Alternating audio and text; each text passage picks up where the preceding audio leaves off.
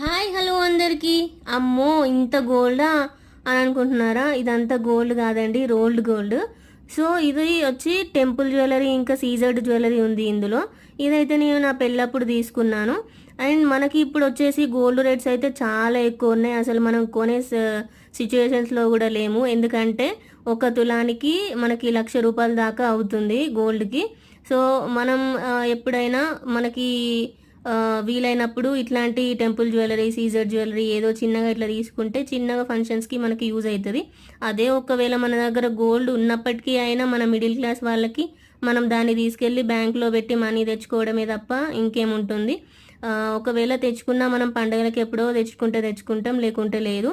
మనకి ఇట్లాంటి జ్యువెలరీ ఉన్నట్టయితే మనం ఇక ఎప్పుడైనా కానీ చిన్న చిన్న ఫంక్షన్స్కి, పెళ్ళిళ్ళకి అయినా వేసుకోవడానికి ఉంటుంది.